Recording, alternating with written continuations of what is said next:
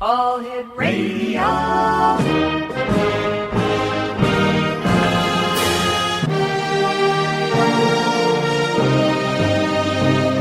Welcome to the X Zone, a place where fact is fiction and fiction is reality. Now, here's your host, Rob McConnell.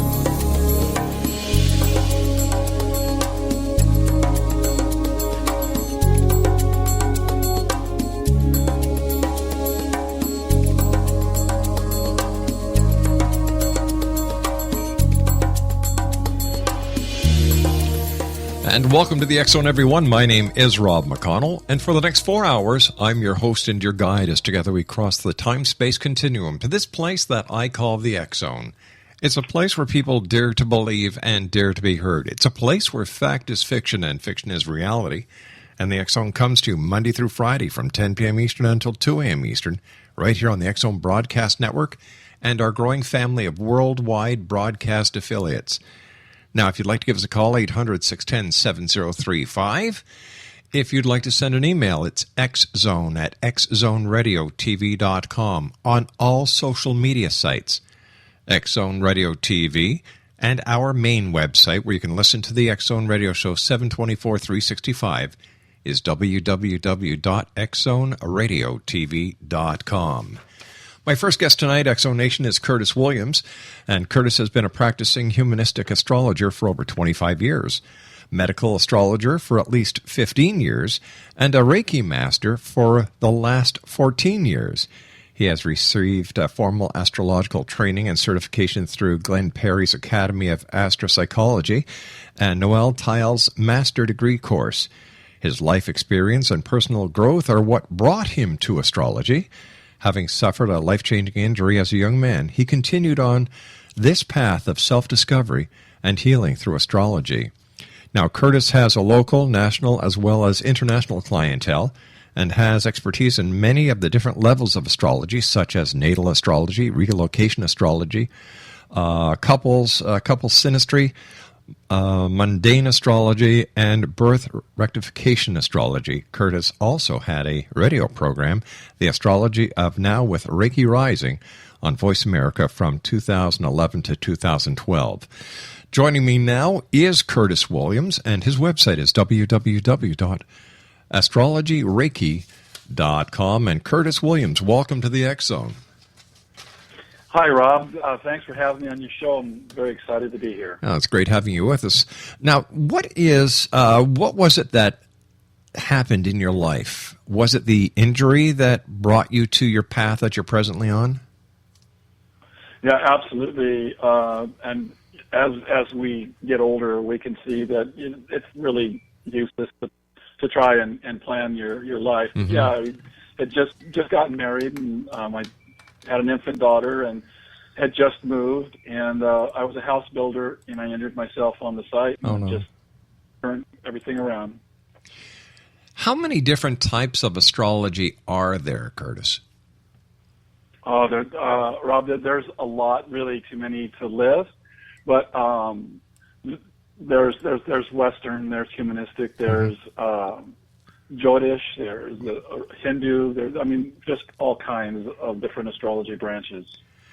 Having been an astrologer for over 25 years, why do you think more and more people are turning to astrology to help them decipher their lives and to make the course corrections necessary to have a much more fulfilled life? Right, that's a great question. Most people look to something that'll help give them a bit of a heads up in life, and it's not an easy thing. So with astrology now, it's more humanistic, which means we look at the individual rather than the greater picture. Mm-hmm. We're focusing on the individual. So that in itself will help people to see really what they're working with, what their blueprint is, and that's what their natal chart really is their blueprint. And with an astrologer, a competent astrologer, deciphering that information, it's very, very helpful. Which brings up a good point. How does one tell a good astrologer from a so-so astrologer from an astrologer to stay away from?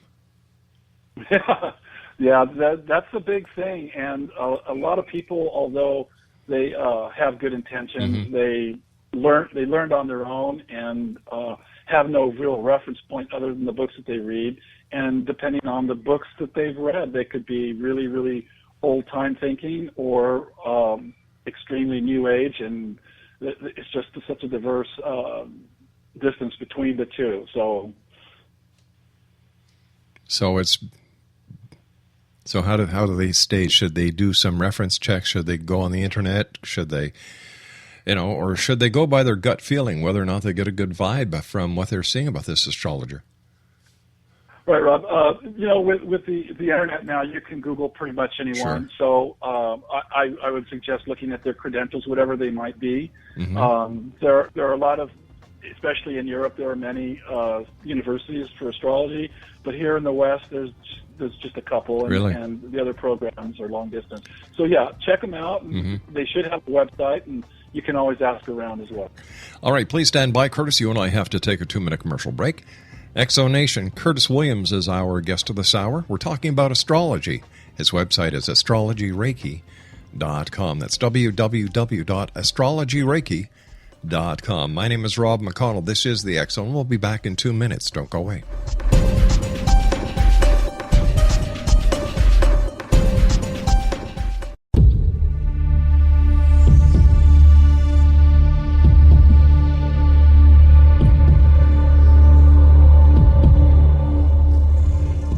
Exo-Nation, Curtis Williams is our guest this hour. www.astrologyreiki.com is his website. And Curtis, how would you define humanistic astrology? Right. As I mentioned earlier, humanistic astrology really is about looking at the individual rather than the outside influences that astrology not too long ago really was dependent upon. So, and also psychology is a big part of humanistic astrology. So, those two factors I think are very important, but they're also very influential. Now, when someone is born, is their fate set in the stars? For example, May 20th, 1967, 1:33 p.m. Is that them to the T? Well, as I mentioned earlier, Rob, your natal chart, your birth chart, that is your blueprint. And just like any other blueprints for a home, for a ship, whatever, that's your basis for your information. But you can always adjust to it, change it. So it's really a directional tool for personal growth. So would twins have the same natal chart? They would pretty much have the same natal chart, but generally they're at least a few minutes apart, and believe it or not, that's a lot, and that's why twins are really different.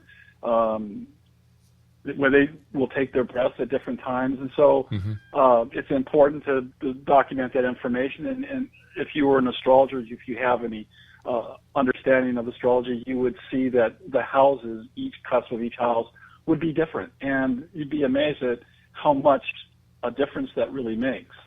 What happens? Yeah, they would be the same. What happens in the case of someone who's adopted and their birth records, for some reason or another, have been lost, but we do have a date of birth? We don't have a time of birth. We don't have some of the other information that is necessary to you that may have been lost in all the different areas where this paperwork would have gone. How do you, as an astrologer, take care of that person? Right. Well, that's a difficult task, Rob. It's not the easiest thing to do, but what you can get, I feel, pretty close just by asking questions regarding important events in their life, and then you will adjust that astrologically, and generally you can get in pretty close to their birth time. But even people who give you their birth time today, a lot of times they'll give it like 7 a.m. or 1 p.m. I mean, to be exact, it's kind of questionable, but I mean, sure, people get born at that time. So there's a lot of guessing involved when you have your client come in to see you. So, Curtis, how can astrology help listeners? Right. Well, as I mentioned earlier, astrology is just a tremendous tool in helping the person understand what their potential is, what their difficulties might be. Just give an overall picture of what their future possibilities are.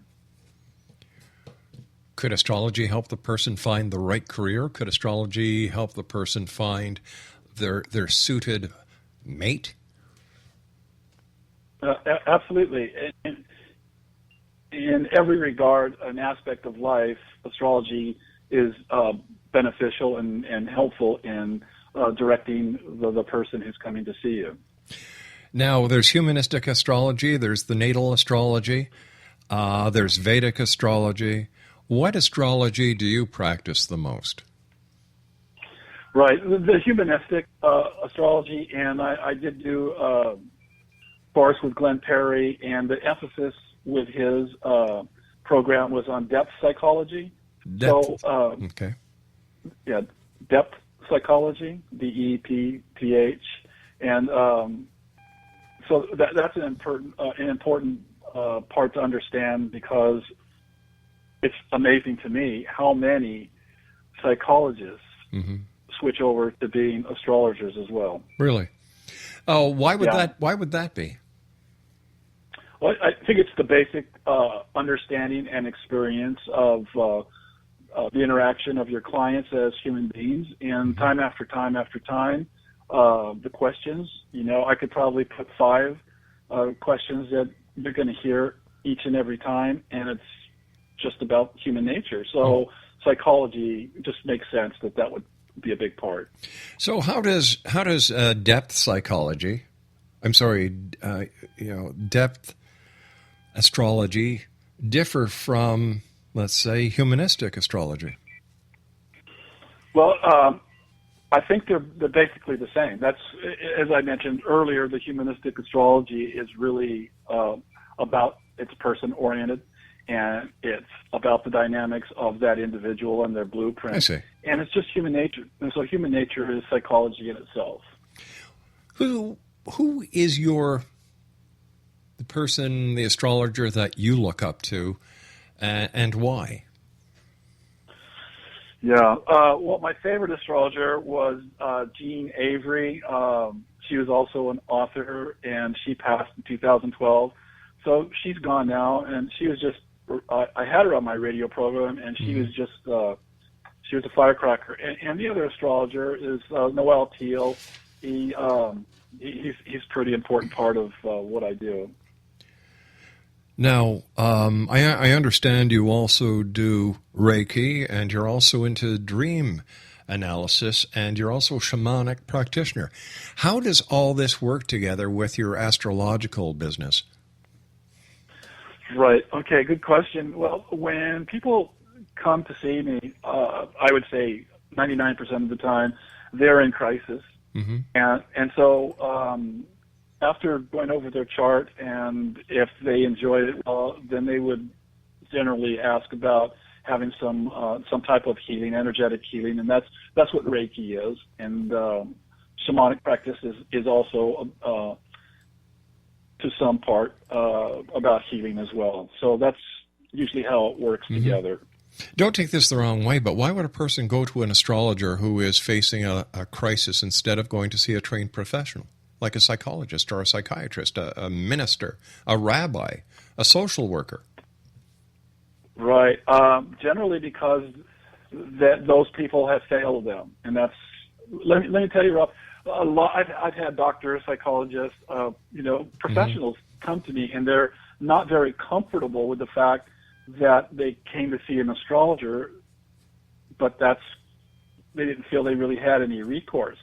And when we're done, they're very happy that they came for the consultation, and I see them, after that. So, yeah, if they come to see me, generally they are in crisis, but they have, the other people have failed them. I see. Now, what are ecstatic body postures? Right. There was a woman, she was an archaeologist, Felicitas Goodman, and she founded the Cuyamonga Institute in Santa Fe, New Mexico. And as an archaeologist, she would, do the digs that they did, and she would find these little figurines, and they varied from country to country and culture to culture, and they were all in different positions. And as it turns out, in digging intellectually, she found out that these body positions would give you specific information depending upon what your intent or your thought was in regard to going into that body position. And so it's very similar to shamanic practice, but this is just a real specific practice. It really doesn't branch out any further than that. Could you describe these positions that work with ecstatic body postures? Right. Just to give us an idea. I'm getting close to 60 now, so it's very difficult for me to do a lot of the majority of the body positions. But there are 7 levels, Rob, of these positions, and whether they're for metamorphosis or spirit journeys, initiation, healing, and divination, each level or category has their own set of body postures, and so. And anything ecstatic, whether it's body postures or anything with religion, you're dealing with an altered state of mind. So you can get all kinds of information being in that altered state of mind. Now, you mentioned a metamorphosis. What sort of metamorphosis? Well, you can take it for what it's worth. Any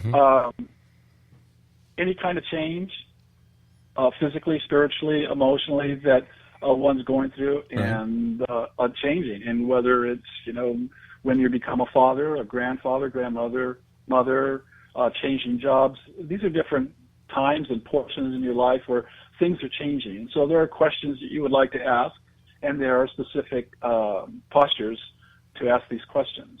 Gotcha.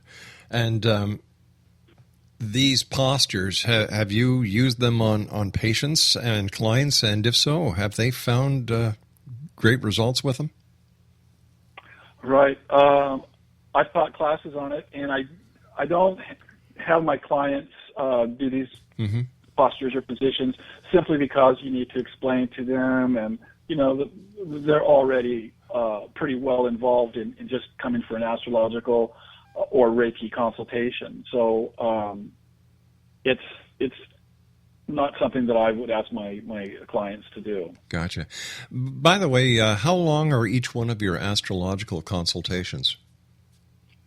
Yeah, generally they're about an hour. Okay. And any more than that, it's pretty much of a stress for the client.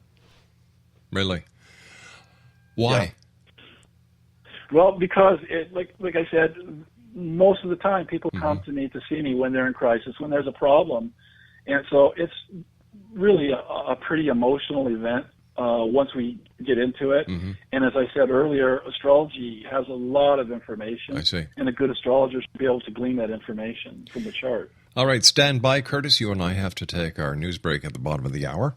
Exonation. Curtis Williams is our guest this hour. His website is astrologyreiki.com. That's www.astrologyreiki.com. And Curtis and I will be back on the other side of this commercial break with the news as the X-Zone continues with yours truly, Rob McConnell, from our broadcast center in Hamilton, Ontario, Canada.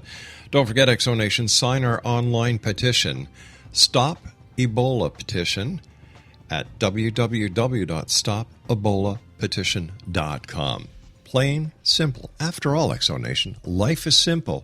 We humans complicate it. I'll be back on the other side of this break. Don't go away.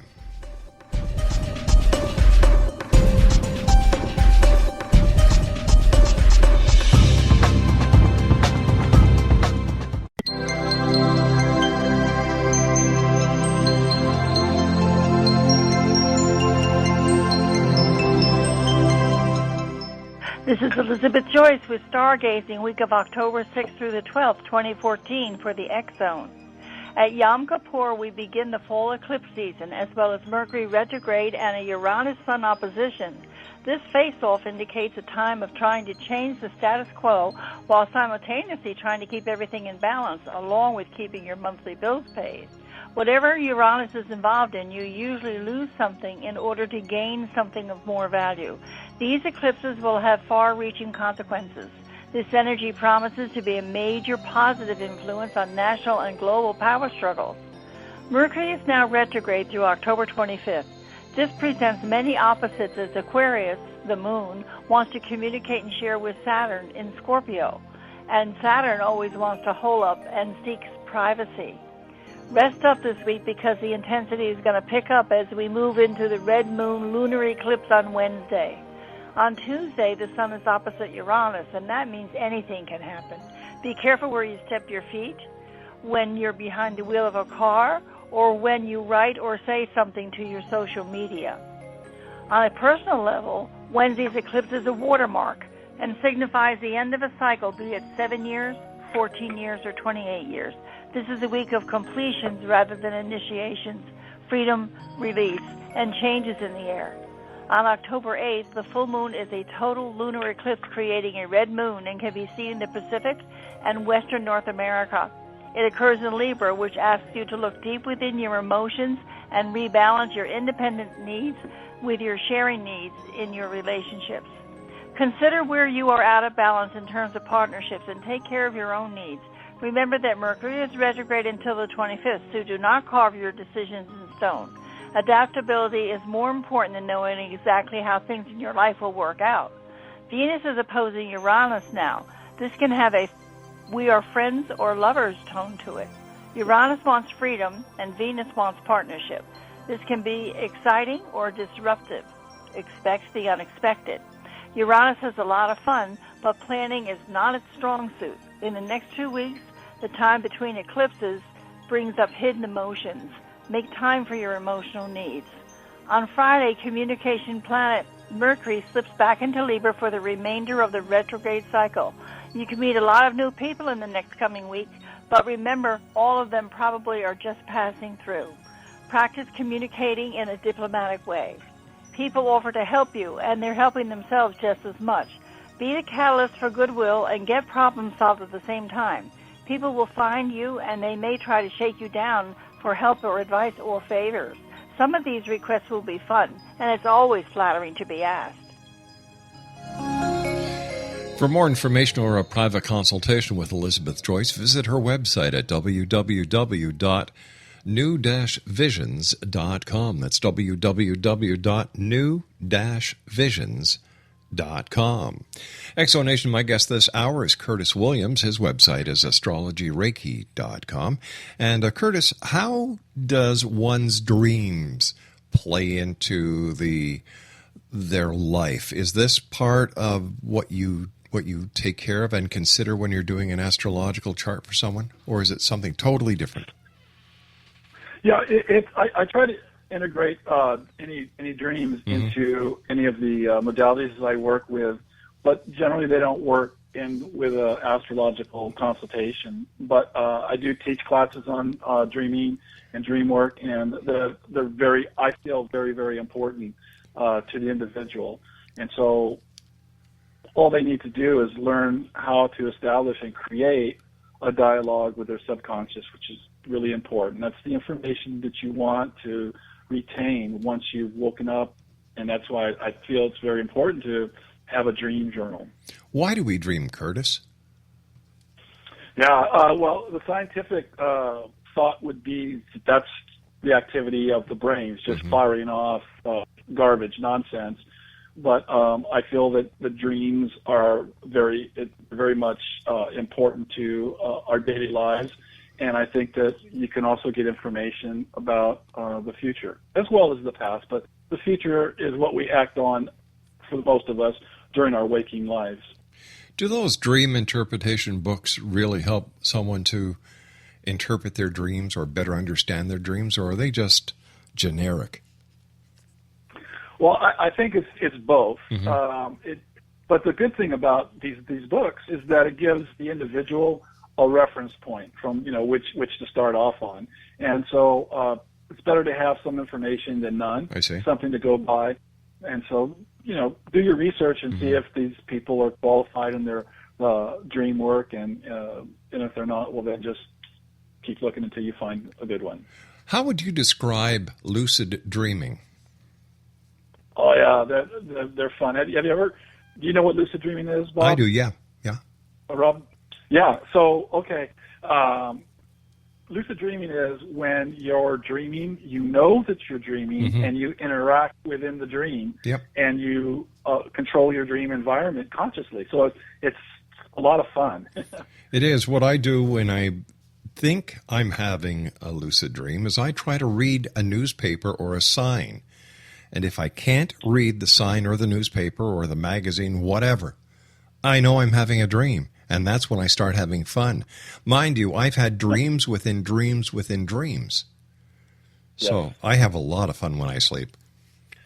It can get very complex. It can. And Rob, if the reading doesn't work for you, you might try, and this is, I think, pretty common for people who do lucid dream, is like a whirling dervish, just spin in circles. And that'll hold your dream together and give you the opportunity to move through it. Okay. Yeah. Well, that's great. Now, Curtis, what is conscious dreaming? Is that like a daydream? Well, no. Conscious dreaming, it was coined by Robert Moss, and he's an author, and he does a number of things. But conscious dreaming really is the same, within the same context of lucid dreaming, only with lucid dreaming, it's the ego that's running the dream. Like what I said, you can, in a lucid dream, you can have whoever you want. Well, with conscious dreaming, you allow the higher self or spirit to control the dream. And so that's the distinction between the two of them. But they're both lucid dreaming. All right, now you're an astrologer. You do dream analysis, but you're also a shamanistic practitioner. And how did you become a shaman? I thought that shamans were part of the First Nations or the Native Americans. Right, and I'm glad you brought that up because, Rob, I don't claim to be a shaman. I practice shamanism, so that makes me or allows me to be a shamanic practitioner. I see.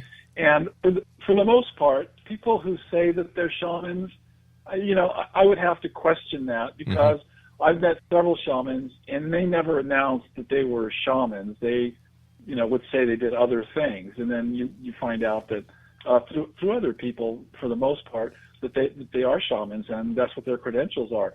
So it is. I think that's a big difference, being a shaman and a shamanic practitioner. Well, let me ask you: if I went to see you, and you were to use shamanism on me, what kind of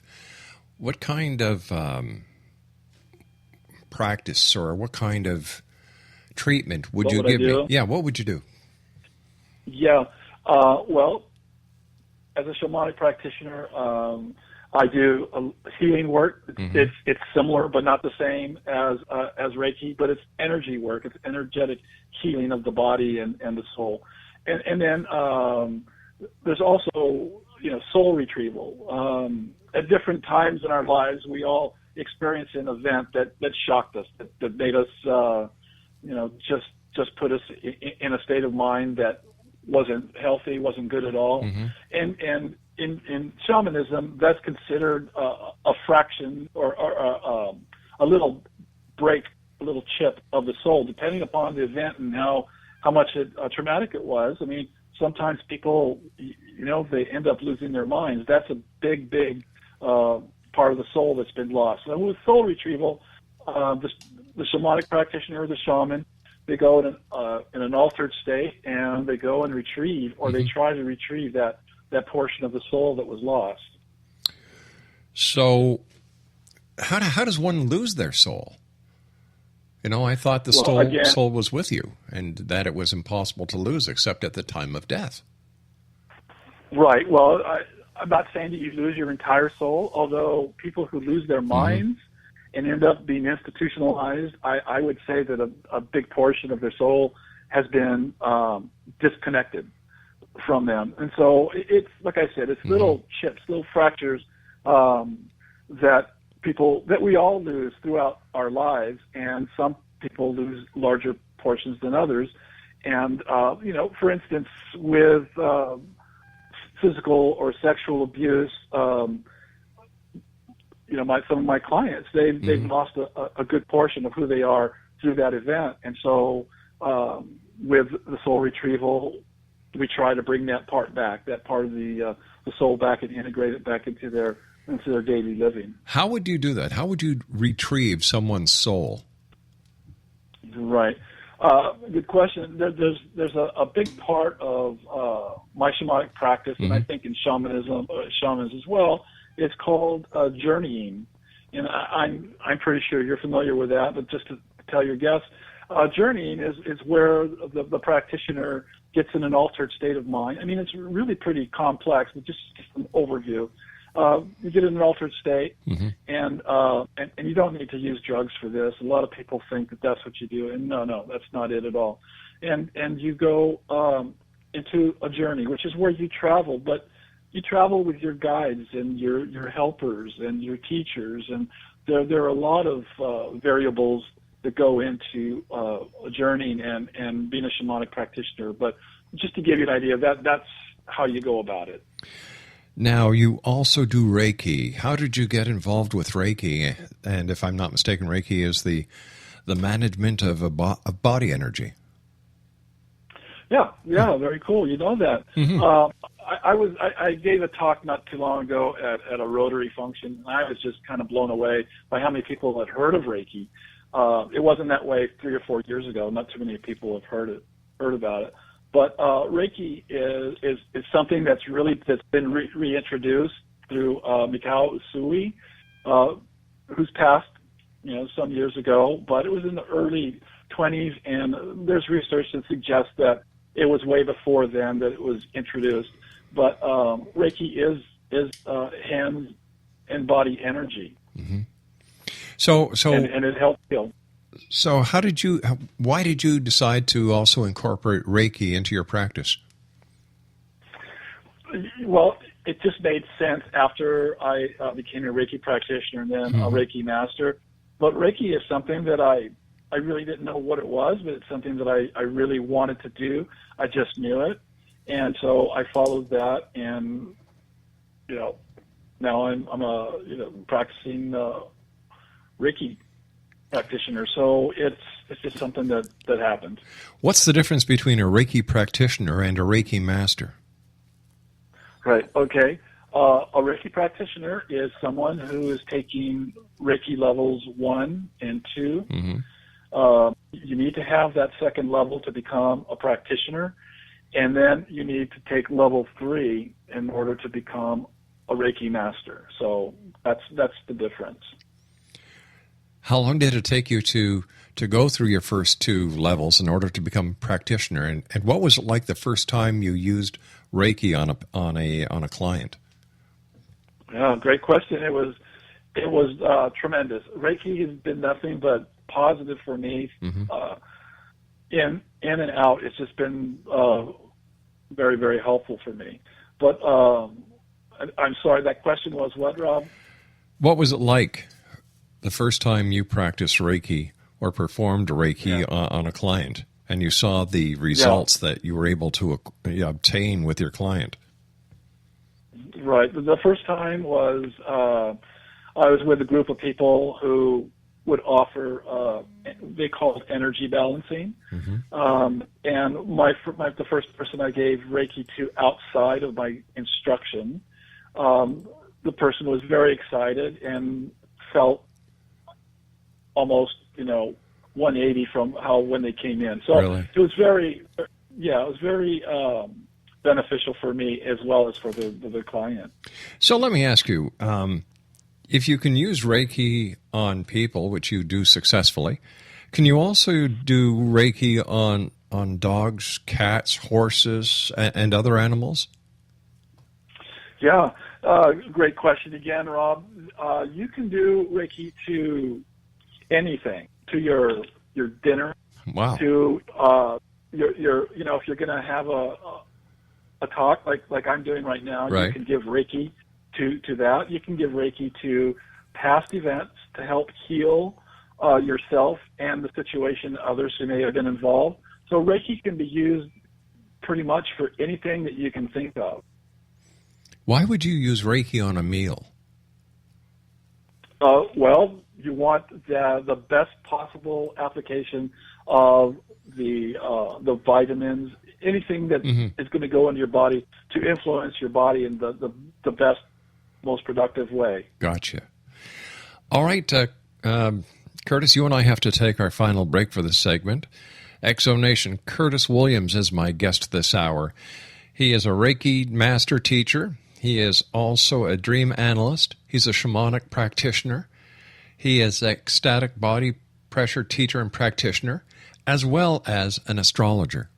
Now, if you'd like to contact Curtis, visit his website at www.astrologyreiki.com. That's www.astrologyreiki.com. Curtis and I will be back on the other side of this commercial break as we wrap up this hour here in the X Zone with yours truly, Rob McConnell, from our broadcast center in Hamilton, Ontario, Canada. If you'd like to send me an email, xzone@xzoneradiotv.com.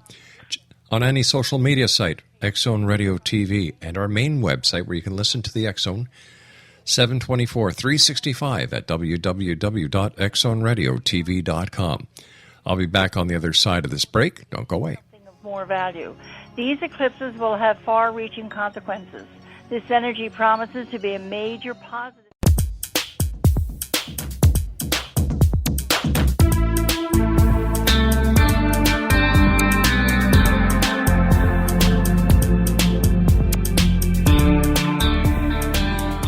Curtis Williams is our guest this hour. It's been a great hour with Curtis. We've been talking about astrology. We've been talking about dreams, lucid dreaming, conscious dreaming. We've talked about Reiki. We've talked about shamanism.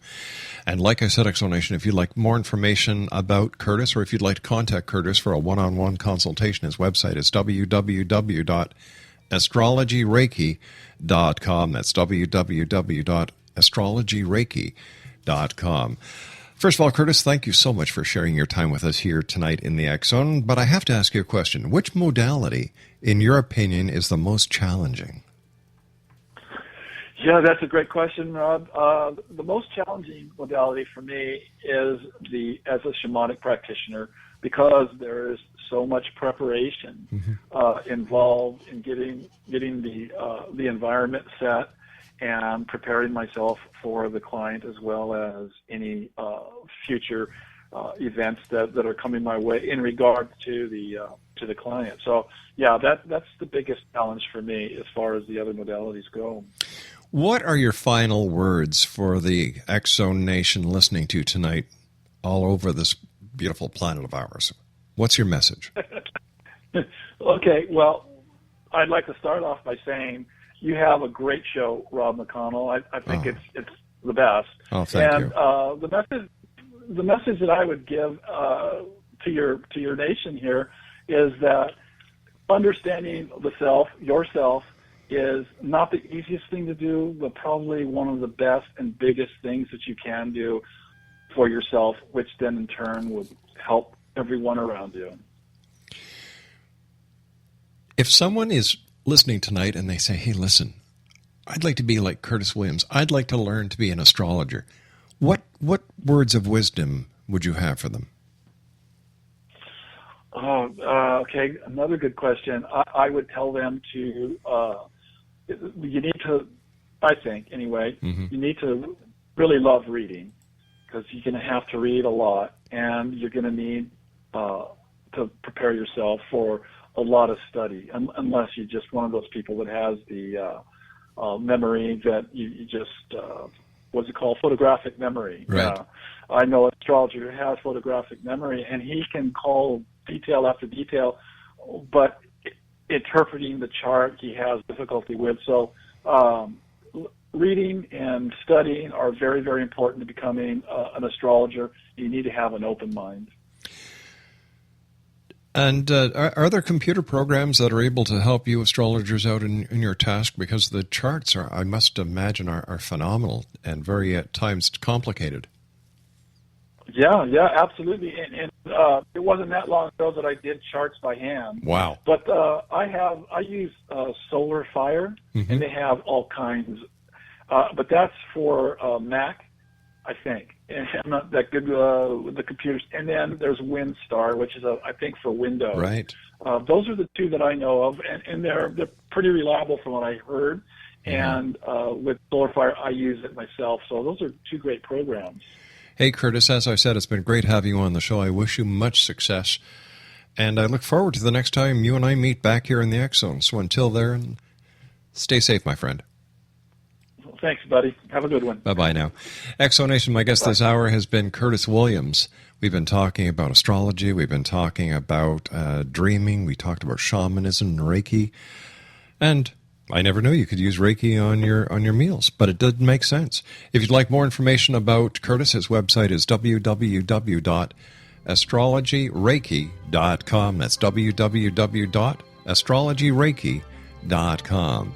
Now, I'll be back on the other side of this news break at 6.5 minutes past the top of the hour as we continue here in the X Zone from our broadcast studios in Hamilton, Ontario, Canada. If you'd like to send an email, xzone at xzoneradiotv.com, on all social media sites, X Zone Radio TV, and our main website where you can listen to the X Zone Radio Show, www.xzoneradiotv.com. Don't go away, I'll be back after the news.